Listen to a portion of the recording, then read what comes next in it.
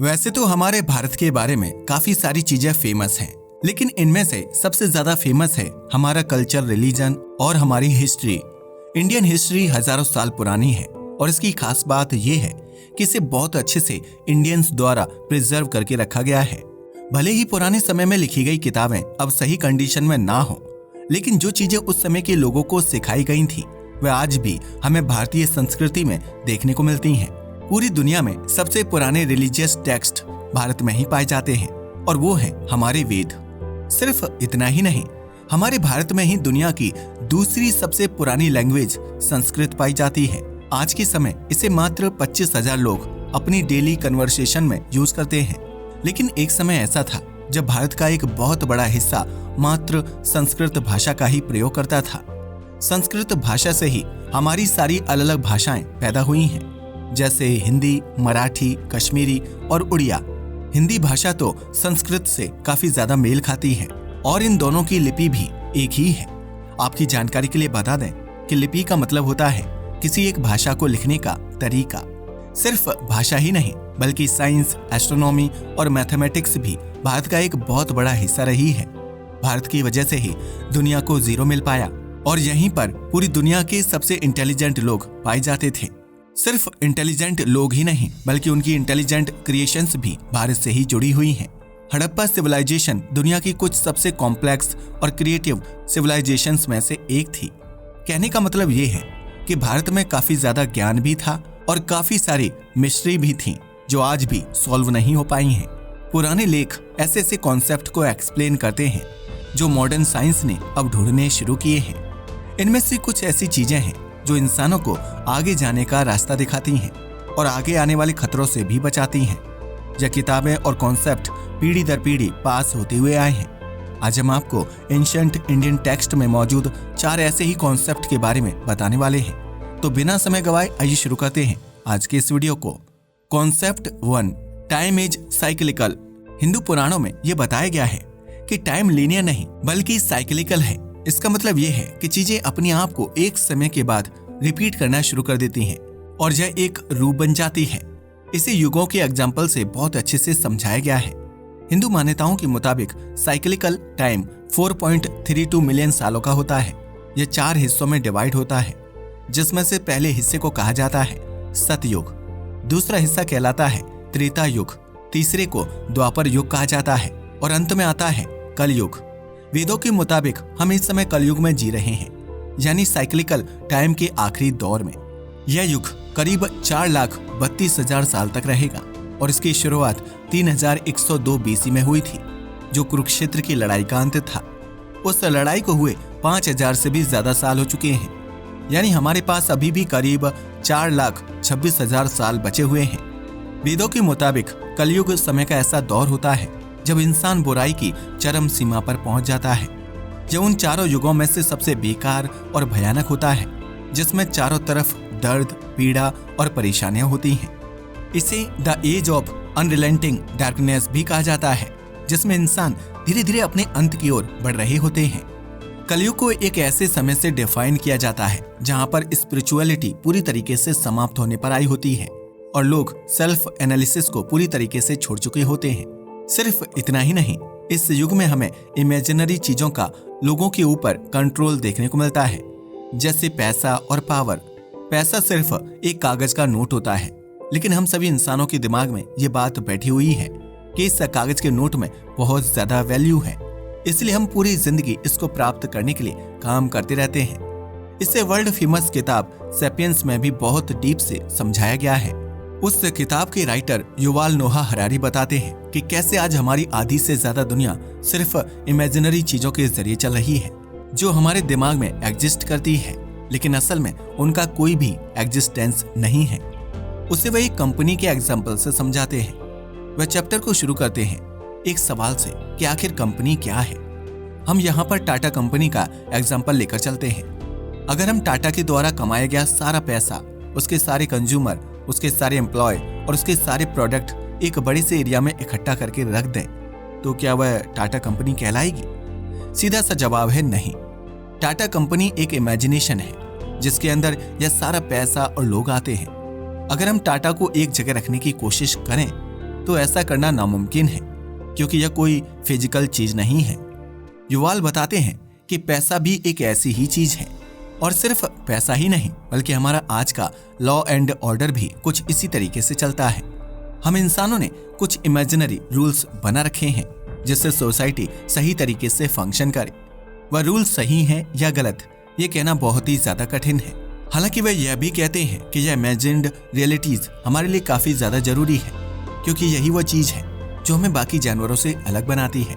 एक बंदर किसी कागज के नोट को इतनी वैल्यू नहीं दे सकता जितनी वह एक केले को देगा, लेकिन हम इंसान ऐसा कर सकते हैं। इसलिए हम आज सभी जानवरों से ऊपर हैं। जैसे जैसे कलयुग आगे बढ़ता जाएगा वैसे वैसे नई नई इमेजिन्ड रियलिटीज बनती जाएंगी। कलयुग ही वह दौर है जहां पर हमें सबसे ज्यादा लड़ाइयां, भुखमरी, बीमारियां और डिजास्टर देखने को मिलेंगे। यह ऐसा दौर होगा जिसमें कंट्रोल गलत लोगों के हाथ में होगा और वह सोसाइटी को धीरे धीरे करप्ट बनाते चले जाएंगे।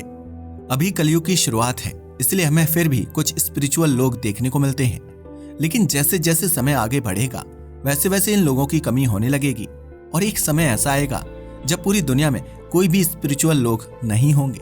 आर्टिफिशियल इंटेलिजेंस की वजह से हम साइबर्ग बन चुके होंगे। एलोन मस्क की कंपनी न्यूरालिंक ऐसी चिप्स को डिजाइन करती है जो दिमाग में लगाई जा सकती है और उनसे हम अलग अलग तरह की पावर अचीव कर सकते हैं। यह भी डेवलपमेंट और एक्सपेरिमेंटेशन स्टेज में है। इसकी शुरुआत होगी दिव्यांग लोगों को सही करने से, लेकिन आगे चलकर यह इंसानों को साइबर्ग्स बनाने में मदद करेगा। मान लीजिए आप म्यूजिक प्रोडक्शन सीखना चाहते हैं, लेकिन आपके पास इसके लिए समय नहीं है। भविष्य में आप बस एक चिप दिमाग में लगाकर पूरे म्यूजिक प्रोडक्शन को एक ही झटके में सीखने के काबिल होंगे। ऐसा होने में अभी काफी समय है, लेकिन यह होना निश्चित है। Concept second, final world war.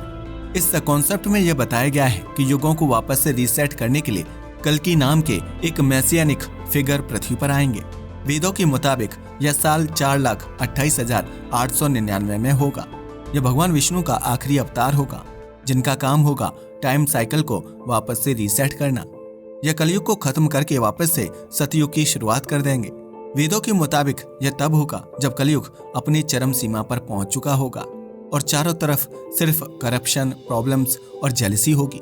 कल्कि तब प्रकट होंगे जब किसी बहुत बड़े युद्ध ने इंसानों को ऑलमोस्ट एंड पर ला दिया होगा। वेदों के मुताबिक भविष्य में पृथ्वी पर एक ऐसी लड़ाई होगी जो सब कुछ खत्म कर देगी और वहीं से एक नई शुरुआत होगी। अगर हम आज के समय में देखें तो चारों तरफ हमें वर्ल्ड वॉर 3 का नाम सुनाई देता है। हम सब जानते हैं कि अगर वर्ल्ड वॉर 3 होती है तो दुनिया की आधी से भी ज्यादा आबादी पूरी तरीके से खत्म हो जाएगी। इसका एक बहुत बड़ा उदाहरण वर्ल्ड वॉर 1 और वर्ल्ड वॉर 2 थे। उस समय हमारे पास इतने पावरफुल न्यूक्लियर वेपन मौजूद नहीं थे, इसलिए डिस्ट्रक्शन पूरी दुनिया के लेवल पर नहीं हुआ। लेकिन फिर भी जिन देशों में न्यूक्लियर बम गिराए गए थे वहां पर आज भी इसके भयानक असर देखे जा सकते हैं। जब एक ऐसी लड़ाई होगी जो दुनिया को ऑलमोस्ट पूरा खत्म कर देगी, तब कल की अवतार एक नई शुरुआत को जन्म देंगे। हम सब जानते हैं ऐसी एक लड़ाई कभी ना कभी तो होनी ही है। हर साल जियोपॉलिटिकल इश्यूज की वजह से वर्ल्ड वॉर 3 ऑलमोस्ट होते होते रह जाती है। एक समय ऐसा आएगा जब फाइनली वर्ल्ड वॉर 3 स्टार्ट हो जाएगी और उसके बाद क्या होगा ये कोई नहीं जानता है। Concept third, take development through wars. आपको यह सुनकर काफी ज्यादा हैरानी होगी, लेकिन वेदों में यह बात भी मेंशन की गई है कि किसी भी बड़ी लड़ाई में टेक्नोलॉजिकल डेवलपमेंट बहुत तेजी से होता है। महाभारत में विमान नाम के एक ऐसे यान के बारे में बताया गया है जो आज की प्रोपल्शन टेक्नोलॉजी से काफी हद तक मेल खाता है। महाभारत में ऐसे कई सारे विमानों की बात की गई है जो पानी, हवा, जमीन और यहाँ तक कि अंतरिक्ष तक में चल सकते हैं। वेदों में लिखी हुई यह बातें आज बिल्कुल सही भी हो रही हैं। हम सच में देख रहे हैं कि लड़ाई की वजह से टेक्नोलॉजिकल डेवलपमेंट बहुत तेजी से होता है। वर्ल्ड वॉर 1 और वर्ल्ड वॉर 2 की वजह से ही हमारे पास सैटेलाइट टेक्नोलॉजी और न्यूक्लियर टेक्नोलॉजी इतने बड़े रूप में आ पाई है। सिर्फ इतना ही नहीं, आज की स्पेस टेक्नोलॉजी भी लड़ाई की वजह से ही इतनी आगे है। स्पेस टेक्नोलॉजी दुश्मन देशों की प्लानिंग देखने और उसका पहले से ही अंदाजा लगा लेने के लिए डेवलप की गई थी। उसके बाद यूनाइटेड स्टेट्स ऑफ अमेरिका और रशिया के बीच में हुई कोल्ड वॉर की वजह से हम इंसान स्पेस टेक्नोलॉजी में इतनी तेजी से इतना आगे बढ़ पाए। 1969 में नासा ने इंसानों को चांद पर भेजा, जो उससे 20 साल पहले बिल्कुल एक साइंस फिक्शन जैसा लगता था। आज नासा दुनिया की सबसे बड़ी स्पेस एजेंसी है और ये हर दिन ही न जाने कितनी सारी नई डिस्कवरीज करते रहते हैं। लड़ाई का स्पेस टेक्नोलॉजी को बढ़ाने में एक बहुत बड़ा हाथ है, जो पुराने टेक्स्ट में लिखी हुई बातों को बिल्कुल सच साबित कर देता है। Concept fourth, time dilation. आप जानकर हैरान हो जाएंगे कि भारत के पुराने टेक्स्ट में टाइम डायलेशन जैसे कॉम्प्लेक्स कॉन्सेप्ट का भी जिक्र किया गया है। इसे विष्णु पुराण में बताया गया है, जो करीब 1100 से 2200 साल पहले लिखी गई थी। सबसे पहली बार टाइम डायलेशन का कॉन्सेप्ट अल्बर्ट आइंस्टाइन ने 20वीं सदी में अपनी फेमस थ्योरी ऑफ रिलेटिविटी में बताया था। लेकिन हमारे वेद पुराण इससे हजारों साल पहले ही टाइम डायलेशन के कॉन्सेप्ट को एक्सप्लेन कर चुके थे। आइए जानते हैं विष्णु पुराण में लिखी हुई वह कहानी क्या है। ये कहानी है रेवती नाम की एक लड़की की, जिसके पिता राजा थे और उनका नाम था काकुदमी। रेवती बहुत ज्यादा लंबी थी और उनकी शादी नहीं हो रही थी।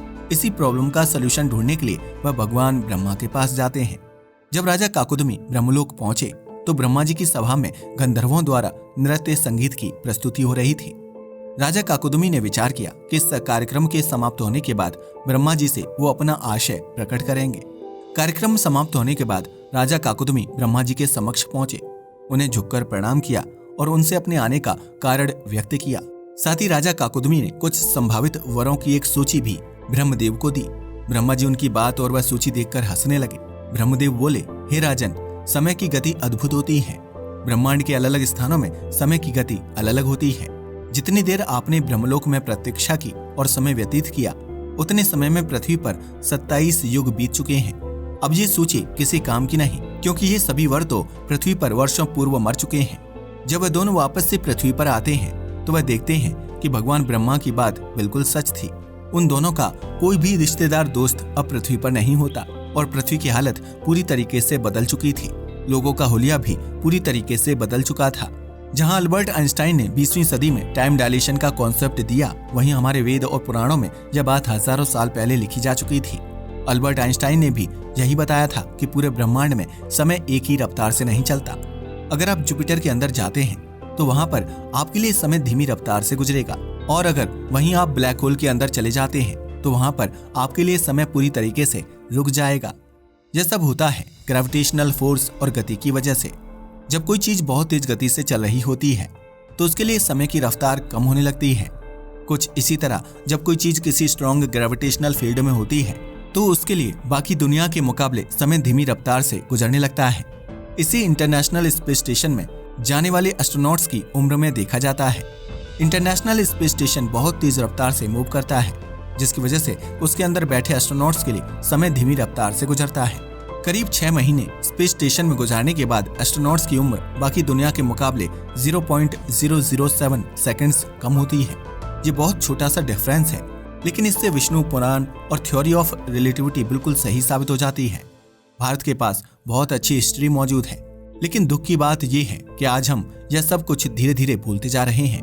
भारत के लोग काफी ज्यादा इंटेलिजेंट और जीनियस हुआ करते थे और उन्होंने अपना ज्ञान काफी सारे वेद, पुराण और एंशिएंट टेक्स्ट में लिखा भी हुआ है। हम इंसान आज टाइम ट्रेवल और स्पेस ट्रेवल जैसी चीजों की बातें कर रहे हैं, लेकिन यह सब चीजें हजारों साल पहले लिखे गए ग्रंथों में भी दी गई हैं। आपको क्या लगता है कि हमें मॉडर्न साइंस पर विश्वास करना चाहिए या फिर पुराने वेदों और पुराणों के हिसाब से चलना चाहिए? हमें नीचे कमेंट करके जरूर बताइएगा। आज के लिए बस इतना ही। वीडियो पसंद आया हो तो इसे लाइक और शेयर करें। धन्यवाद।